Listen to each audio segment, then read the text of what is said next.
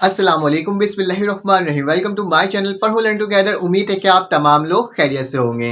आज हम लोग इंग्लिश के चैप्टर नंबर 4 के क्वेश्चंस देखेंगे। जो बुक के क्वेश्चंस होते हैं उसको सॉल्व करेंगे, क्योंकि आपको मालूम है ना, मैं अपने चैनल के अंदर आपको प्रोवाइड किया था चैप्टर नंबर 1 के क्वेश्चंस आंसर और तमाम एक्सरसाइज के क्वेश्चन। फिर साथ साथ मैंने आपको चैप्टर नंबर 2 के तमाम सवाल बताए थे, और फिर चैप्टर नंबर 3 जो आपके पास था नेकलेस वाला, तो उसके भी तमाम सवाल मैंने आपको बताया था जो बुक के अंदर मौजूद थे, और तमाम एक्सरसाइज उसके सॉल्व करवाया था।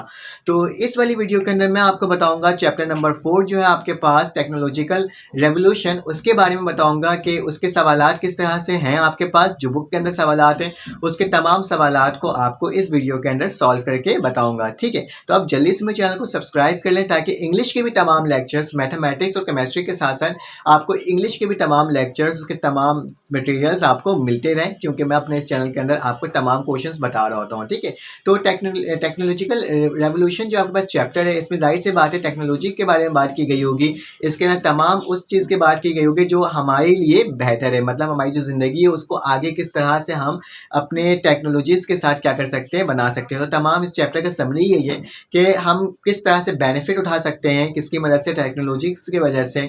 और ई कॉमर्स के बारे में बताया गया था कि ई कॉमर्स कितनी आसानी हमारे लिए क्या कर दिया गया है, हमें ज़िंदगी में ला दिया कि कोई चीज़ हमें खरीदना हो या कोई चीज़ हमें बेचना हो, तो हम बआसानी तरीके से ई कॉमर्स के ज़रिए खरीद और बेच सकते हैं। हमें किसी चीज़ की बैरियर की ज़रूरत नहीं होती है, मतलब वहाँ पे कोई किसी का बैरियर नहीं होता, बल्कि हम क्या कर लेते हैं, हम उससे बआसानी हर चीज़ों को ले लेते हैं। ठीक है, तो तमाम चीज़ें मैं आपको इस सवाल बताऊँगा, बुक के सवालात, क्योंकि बोर्ड की जो आपका मॉडल पेपर आया है ना, उसके अंदर भी जो सवालात आए हुए हैं ना, क्वेश्चंस जो आए हुए हैं, सबसे बेनिफिट बात ये है, एक चीज़ आपके लिए ये है कि जितने भी सवालात आए हुए हैं वो बुक के ही क्वेश्चंस में से आए हुए हैं। तो हो सकता है कि आपके जो ये पेपर होगा फर्स्ट ईयर के न्यू बुक के अकॉर्डिंग, तो उनके भी जो क्वेश्चंस होंगे ना, वो बुक के जो पीछे सवालात हैं उससे ही बनकर के आएंगे। कोई शायद अलग क्वेश्चंस बनकर नहीं आएगा, मुश्किल से एक दो क्वेश्चन शायद अलग बनकर आ जाए, अदरवाइज तमाम सवालात बुक से ही आएंगे। तो आपने क्या करना है, बुक के तमाम सवालात की अच्छे से तैयारी करनी है। तो चलें आ जाए चैप्टर नंबर 4 के जो क्वेश्चन है आपके पास, टेक्नोलॉजी रेवोल्यूशन, तो उसके बारे में हम लोग तमाम क्वेश्चन देखते हैं एक एक करके। आ जाए स्क्रीन में।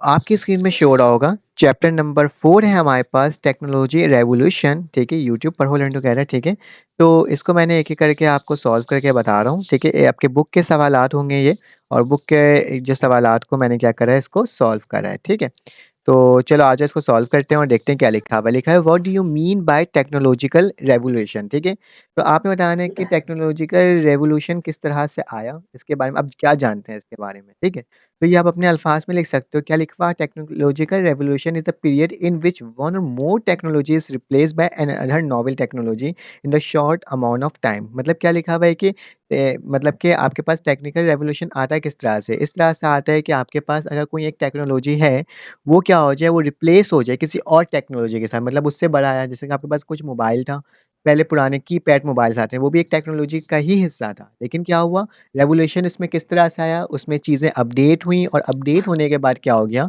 वो चेंज होकर एक नया चीज़ आ गया, मतलब स्क्रीन में आने लगा। तो वो एक तरह से क्या हुआ, टेक्नोलॉजी हो गया। ठीक है, शॉर्ट अमाउंट ऑफ टाइम के लिए आता है। It is era of accelerate the technological progress characterized by new invention whose rapid application, diffusion, technology cause and abrupt the change in the society। इसलिए कहीं इससे क्या हो जाता है, इससे सोसाइटी में बहुत ज़्यादा चेंजेस आ जाता है, हर चीज़ मतलब कि अलग हो जाता है। ठीक है, लिखा हुआ है technology revolution generally increase the productivity and efficiency. क्या कहते हैं ये, प्रोडक्टिविटी और एफिशिएंसी, मतलब एक्यूरेट होने को बिल्कुल करेक्ट चीज़ें इसको प्रोडक्ट करते हैं। जैसे कि अगर आपको चीज़ की चाहिए, आप जिस चीज़ को अपने हाथों से लिख सकते थे, पहले मैनुअली लिखते थे, टेक्नोलॉजीज़ आए, कंप्यूटर्स आए, जिसकी मदद से आपने एक दफ़ा टाइप किया और फिर प्रिंटर आया, उसकी मदद से आपने 100 चीज़ों को एक साथ क्या कर दिया, प्रिंट कर दिया। तो ये भी एक टेक्नोलॉजी था ना, जिसकी मदद से क्या हुआ, जो चीज़ आप एक दिन में मतलब एक दिन में 100 पेजेस लिखते थे, तो क्या हुआ, उसकी मदद से 5 मिनट के अंदर-अंदर आपके पास क्या हो गया, 1000 पेजेस निकल जाते हैं। ठीक है, और इसकी एफिशिएंसी भी बिल्कुल एक्यूरेट होती है। ठीक है, it may involve the material or ideological change across the introduction of the system, device and system. Some example of its potential impact business management में होता है इसका, education, social interaction, finance के अंदर, research methodology के अंदर होता है। It is not limit strictly to the technical aspect. A technology revolution significantly change the material condition of human existence and change the reshape culture। मतलब इसमें यही चीज़ लिखा हुआ है, तमाम चीज़ें इसी के बारे में लिखी हुई है। खैर, आप देख लेना इसको, अगर आपको इसका स्क्रीनशॉट लेना है तो आप इसका स्क्रीनशॉट भी ले सकते हो। बस मैं आपको बस ये बता देता हूँ कि टेक्नोलॉजी होता है क्या, उसमें रेवोल्यूशन किस तरह से है, कोई नई चीज़ को कोई पुरानी चीज़ को रिप्लेस कर दे, कोई नई चीज़ उससे जदीद होकर के, वो क्या एक तरह का रेवोल्यूशन है, ठीक है? उसके बाद लिखा हुआ है हमारे पास नेक्स्ट सवाल आ गया है, जिसके अंदर क्या लिखा हुआ है, जिसके अंदर लिखा हुआ है कि why did the innovation remain scarce at the time of world war two. तो इसमें लिखा हुआ है दूसरी जंग अजीम के वक्त जिद्दत की कमी क्यों रही, मतलब कि जो जदीद औज़ार थे, तमाम चीज़ें की कमी क्यों हो गई थी।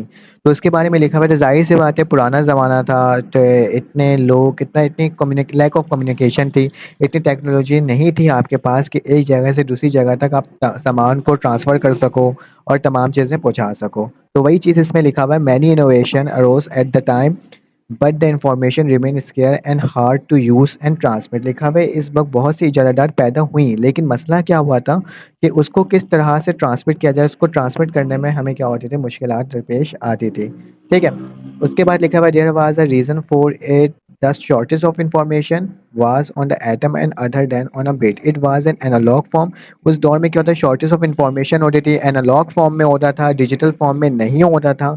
Now days we have a telephone, हमारे पास क्या होता है इस दफ़ा अभी के दौर में, टेलीफोन है, कॉपियर है, प्रिंटर है और रिकॉर्ड है, तमाम चीज़ों को हम लोग रिकॉर्ड कर सकते हैं, ये तमाम इंफॉर्मेशन, ठीक है? Lectures and other useful information is recorded, तमाम चीज़ क्या होता है आपके पास आज के दौर में रिकॉर्ड होता है। तो बस यही लिखा हुआ है, इसके बारे में आपने लिख देना है। लिखा हुआ how is technology bond for student, technology किस तरह से मतलब कि बॉन्ड मतलब कि एज अ स्टूडेंट के लिए ही बना है, क्या पैदा हुआ है। तो लिखा हुआ है the benefit of using educational technology also include the improvement of learner and mental physical growth. हमें मालूम ही है कि अगर टेक्नोलॉजी को यूज़ करते हैं तो हमारे अंदर इम्प्रूवमेंट पैदा होती है, हमारे अंदर ग्रोथ पैदा होता है, हम जो जो सीख रहे होते हैं ना, उसको और अच्छे से सीख सकते हैं, उससे और ब्रीफली सीख सकते हैं, ठीक है? By using this tool, the students are able to enhance their learning and cognitive skill, and which turn to help to improve their academic performance as well as their physical health। लिखा हुआ है कि इसके ज़रिए आप enhancement कर सकते हो अपनी हर चीज़ में, मतलब कि अगर आप आपके सिर्फ़ और सिर्फ़ स्किल एनहांसमेंट नहीं होगी, बल्कि आपके साथ एकेडमिक परफॉर्मेंस बढ़ेगा, आपके अच्छे मार्क्स आएँगे और आप अच्छे तरीके से एज़ अ स्टूडेंट इसको आप मतलब कि यूज़ कर सकते हो, ठीक है? तमाम चीज़ें आप लिख सकते हो, ठीक है? This can help the student to make the lesson fun. सिर्फ़ और ये इसको हेल्प करता है, सिर्फ़ आपको पढ़ाई का बोझ नहीं देता, बल्कि क्या करता है, लेसन को एक अलग अंदाज़ से पढ़ने का तरीका बताते हैं, इंटरेस्टिंग बताते हैं, इफ़ेक्टिव पढ़ाते हैं। And technology reduce the workload and help the student to understand subject and better. और जो आपके पास जो बर्डन होता था काम करने का, वो बर्डन कम होने के साथ-साथ आपके पास क्या आ जाता है, आपके पास अंडरस्टैंड करने की तमाम चीज़ें और बेहतर हो जाती है। आप सब्जेक्ट को ज़्यादा ब्रीफली तरीके से पढ़ सकते हो। जैसे कि आपको मालूम है ना, जैसे कि अभी भी आप एक लेक्चर ले रहे हो, आप क्या कर रहे हो, आपके पास वो बटन नहीं है हाथों से लिखने वाला आप लेक्चर, बल्कि आप उस चैप्टर के बारे में न इन्फॉर्मेशन हासिल कर रहे हो कि इस चैप्टर में इस सवाल में क्या लिखा जा सकता है, तो बस यही लिखा हुआ है इसके अंदर।